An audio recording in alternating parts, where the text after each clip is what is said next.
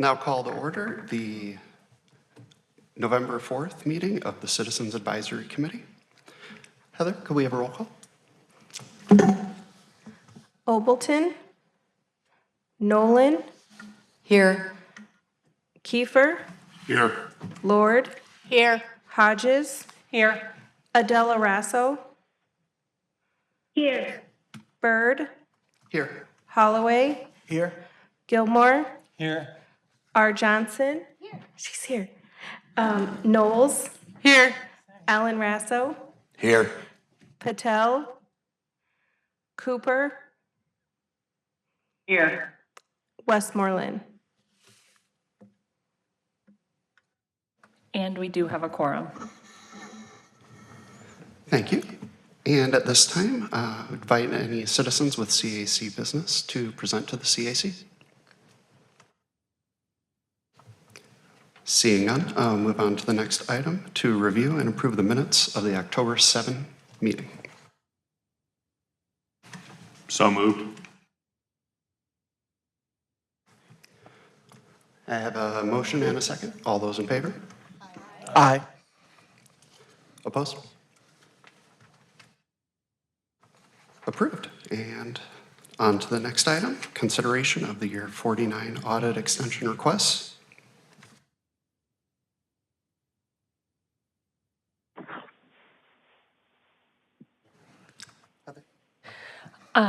Just for the benefit, I know we have some new members, and for anyone listening at home.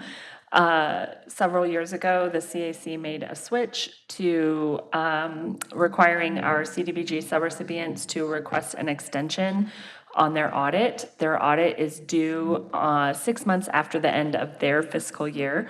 So for most of our subrecipients, that means their audit is due by December 30th. And if they do not believe that their audit is going to be in on time, they need to request by November 1st an extension from the CAC. And when we sent out the packet last week, we were on November 1st, but the day wasn't over yet. So I did state in the packet that if any extension requests were received, that we would submit them here on Monday night, and I can now report no extension requests were received. So there will be no need for the CAC to take action on any of those today. Thank you, Heather. Our next item is the year 50 application and evaluation criteria. So it might be a good time to just remind everyone kind of where we are in the process.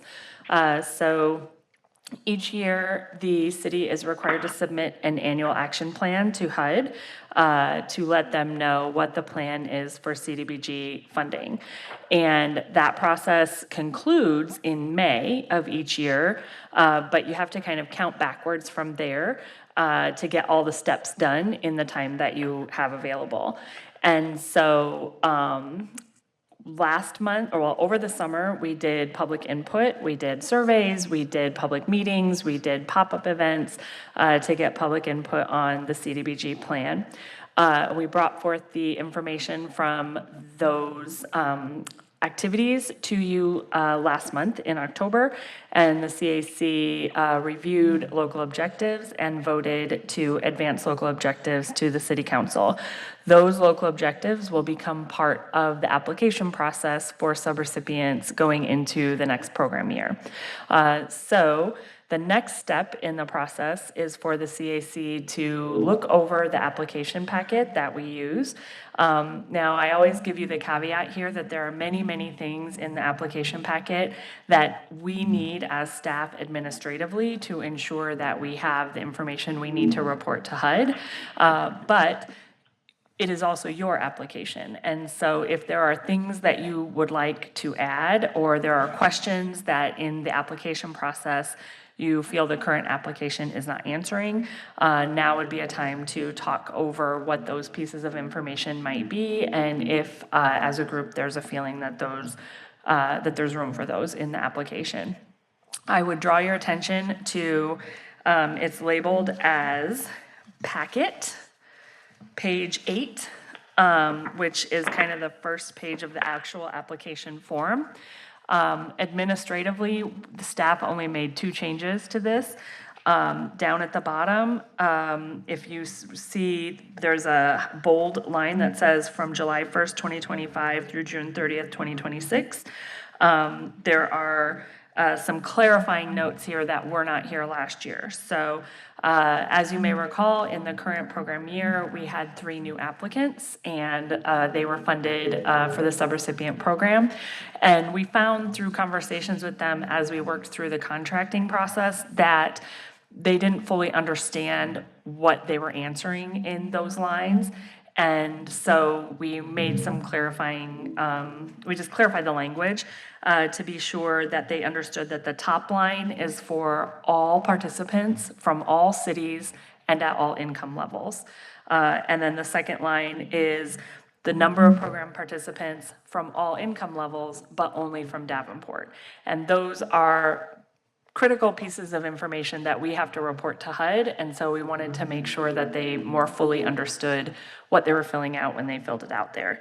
And then the last section, where it says for the program in this application, there are just a couple of questions added about remote work. Times they have changed since COVID, and so we have found through monitoring that we have a couple of programs where a good chunk of their staff is remote. As we are funding those positions, it's just good for us administratively to know what it is that is being funded. So we added those from a staff perspective. But that little section right there are the only administrative changes. Other than that, the application is the same as it has been last year. Thank you, Heather. Any comments, questions, input from the group?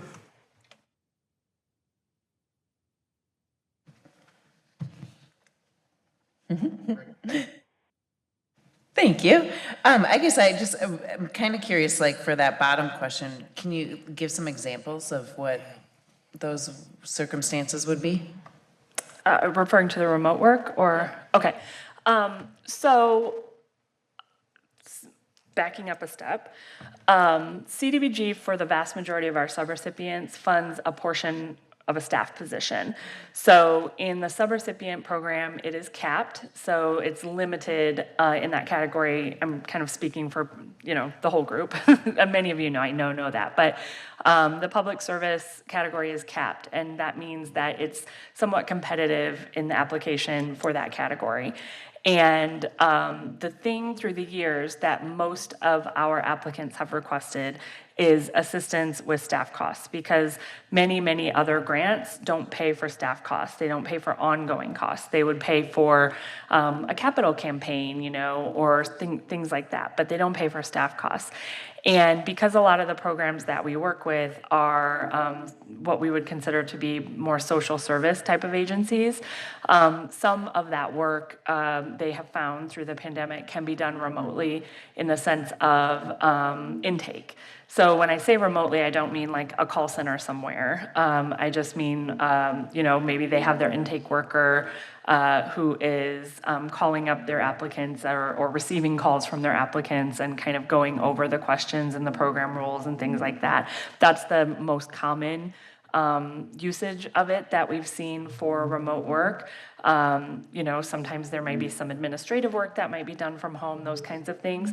And just because we are paying portions of the staff, it's important that we know from a timesheet standpoint, like what it is that we're paying for, so that when asked during monitoring or auditing, that we can respond to those questions. Thank you. That helps. So then there's the answers are I understand this is a digital. So what are it would be a drop down. It would just be yes or no. So yes or no, that are they working remotely? Yeah. Is there because I'm just wondering, there's some hybrid stuff. Oh, okay. You know what I mean? I can add an option for hybrid. Yeah, maybe So should I be can yes, do- no, both. Like fully remote, not remote, or hybrid. Yeah. Does that work for you? Something Okay. like that. Just Yeah, that's no problem at all.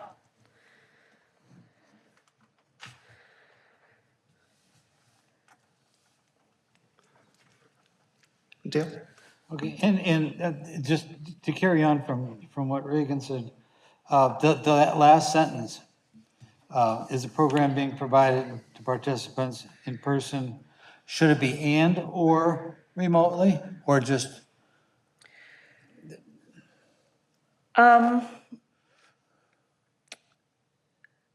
That should probably have a hybrid option as well, I would say in the dropdown, just to give full range of options they might choose. We can say, at this moment in time, I will say we don't know of any programs that are being provided remotely, but we also didn't know we were paying for staff that was remote. And so it's kind of one of those things that we don't know unless we ask the question. So I think we can maybe do it as fully remote, hybrid, or not remote this year. And then based on the answers that we get, maybe we switch it up for next year. and then where it says select, should there be a yes or no, or? This is a PDF of an electronic application, so it's a drop-down on the screen. When they're filling it out, it's a drop-down list, which doesn't translate to a PDF very well, but it's a yes/no option. Yes. Nolan? Yes, I had a question bouncing off again on that, only because I'm learning more about some of these nonprofits, that there may be, like, I know of one for an executive director who's going to move outside of the Quad City limits. And I said, oh, so how's that affect your work? Do you have to drive in? She said, no, she gets to work 3 days from home. So I guess in that question, is it getting too in the weeds to say, what portion is it, 100% partial? And would it be, and how many of your staff have that Okay. option? Yeah. I don't mean to be getting into the weeds, but if you're trying to do a data collection here, Yeah. you know, for your own purposes, Okay. I was just thinking about Yeah. that. No, I think that's fair. We can try to come up with a way to encompass something of that nature.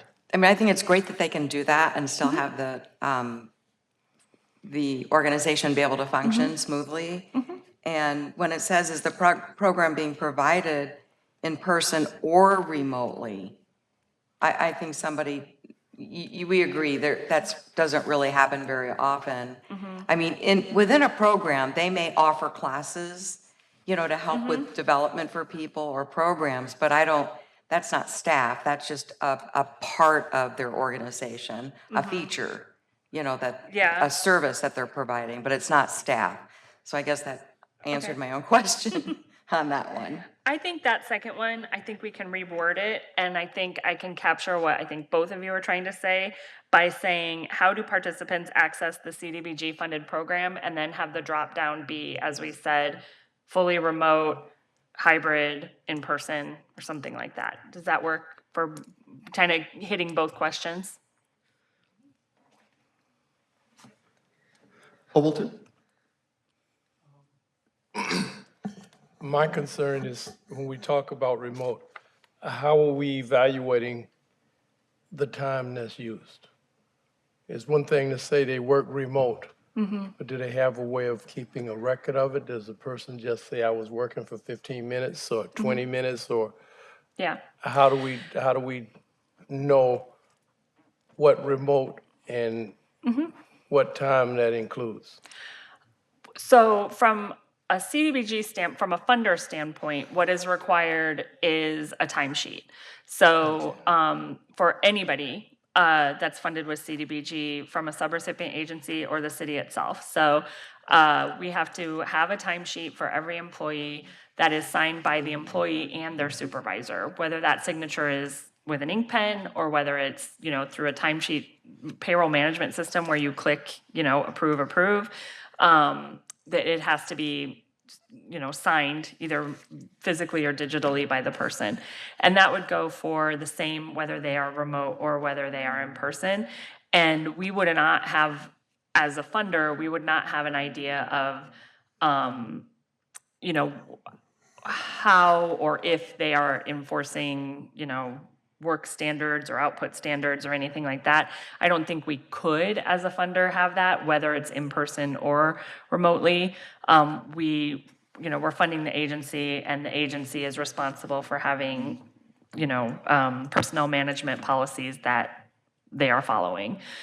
So we do check things like that. We check their timesheet, we check their finance system when we monitor. But at the end of the day, you know, whether they're in an office or in their house, we wouldn't have a way to know if they're, you know, being diligent with their time or not. We would have to rely on the agency to look into that.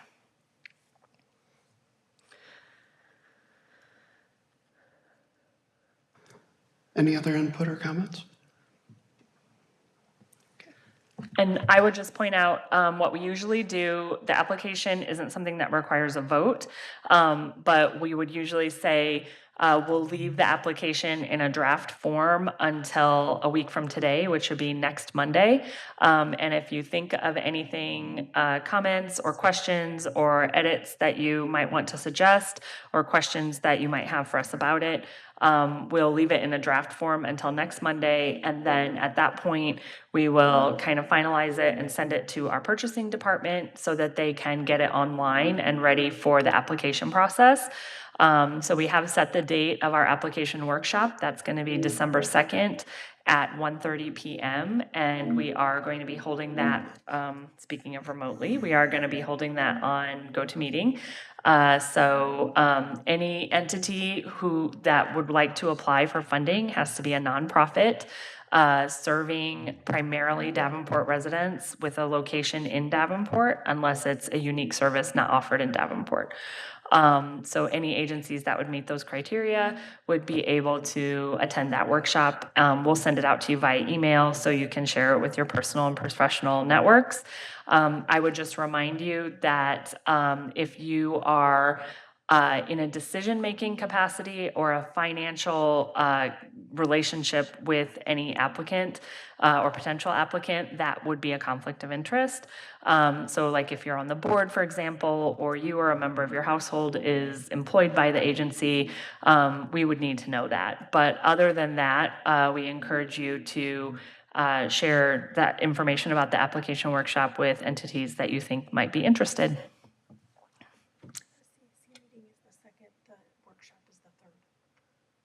Okay. You said the workshop is the second. Oh, I'm sorry, the 3rd. Sorry. I was blanking out on what you were saying. I don't know if you can see my face, but I'm like, okay, those are just numbers. So yes, so the application workshop is coming up. So that will be the next step in the app process. We will share those applications at the application workshop. It is required that any entity that wants to apply has to attend the workshop. So just be aware of that. So they can attend the workshop. We'll share information about the rules and the process and what they're in for if they decide to apply for CAC, and that will kick off our application process. I've left for you at the bottom of the agenda on the first page are kind of the upcoming meetings. So December 2nd, we don't have any anticipated business, so the CAC could decide to cancel that if they would choose, subject to the call of the chair, of course, if something would arise. But the application workshop will be December 3rd. I am informed by my colleague. The application workshop will be December 3rd. They will have a little more than a month to complete their application, submit it back to us, and then we will have them ready to distribute to you at January 6th CAC meeting. Then we will have an application review session for the CAC. It's not a mandatory meeting for the CAC, but any CAC members that want to come together and go over the applications we've received and kind of think through any questions or problems they might have or questions they want to send to the agencies, we would do that at the work session in January. And then the next step is February 10th. We'll have the presentation, so the applicants will come in. I would note that this is a week later than usual, and that's because the staff will not be here that week. We have a conference that is conflicting with it, and that reason is because of the upcoming inauguration. Normally, the conference we attend is in January, but they can't afford to have it in DC in January because of the inauguration, so they had to push it to February. So that was an unknown conflict, and we do apologize for any inconvenience that may cause. But that presentation will be on February 10th. And then already we're talking about the allocation cycle concluding at the allocation meeting in March. And that is the meeting where you all will come together, review your scores, talk through the funding amounts, and kind of make some final recommendations to City Council on what the funding level should be for the next year. So that's just a sneak peek at the upcoming couple of months. Thank you, Heather. Johnson? Thank you. I would make a motion that we postpone or cancel the December 2nd meeting, so long as there's no urgent business. I have a motion from Johnson and a second from Oldenson. All those in favor? Aye. Opposed? Aye. Aye. Motion passes. For our, is there any other comment for the application and evaluation criteria? Okay. I did want to mention for our other business that our financial report for this month is delayed just due to some processing time, so we didn't cover that item tonight. Thank you for the reminder. I should have mentioned that and I forgot. Thank you. That's okay. And with that, is there any other business? Okay, I will entertain a motion to adjourn. I initiate the motion to adjourn. I have a motion and a second. All those in favor? Aye. Opposed? Aye. Motion carries.